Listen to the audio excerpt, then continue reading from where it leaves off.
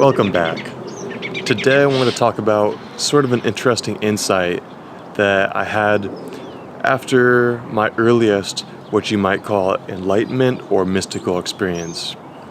Because after I had that experience and I had that realization of the oneness of life and the realization that I and we are God and are part and parcel of that energy, I stopped completely for a while reading, watching videos, trying to find knowledge outside of myself, searching and searching for this kind of new realization to come into. Because in a certain sense, I had that ultimate realization of self-realization or God realization. And how can you go back to trying to learn things or trying to realize things outside of yourself once you've come to that point? I simply realized that I had what I had been searching for all that time previously when I had been reading books like The Power of Now or Be Here Now and so forth now, all this kind of stuff.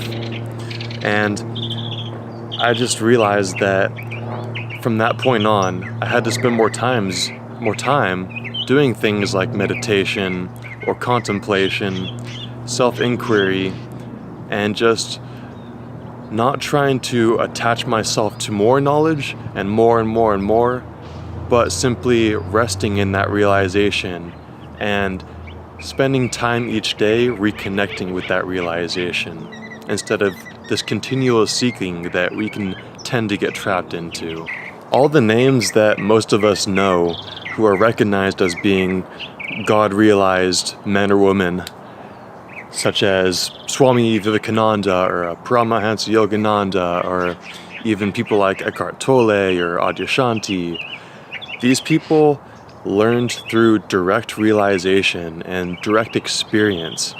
They only had so much to do with books and through that style of learning, of book learning.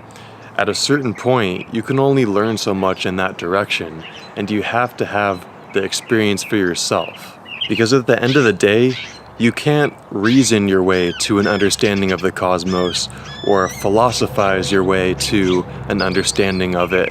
You have to see for yourself. And that's what all these great teachers and seers have known all along. They have, for themselves, walked that path and seen within and recognized their own true nature as being one with God.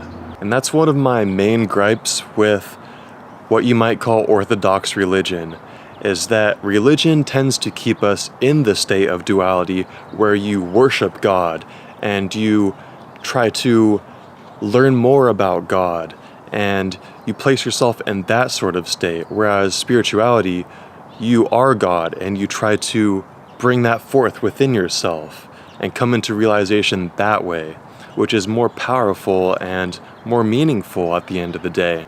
With religion, most of the time, God is this daddy figure in a way, up in the sky, or it's this Holy Spirit, and you have to connect yourself up to that Holy Spirit. And there's a distance between the two, between yourself and God. And in spirituality, it's just the opposite. You realize intrinsically the unity of life, and you realize it within yourself in this moment and very directly. So that's sort of the place that I found myself in after I had that first really profound experience, is I need to center myself and be able to find practices that bring me back to that place of God realization, rather than continuing to read books that only are able to sort of direct you to that path. I'm not saying books are useless. I still read every day, and they're incredibly important to everyone.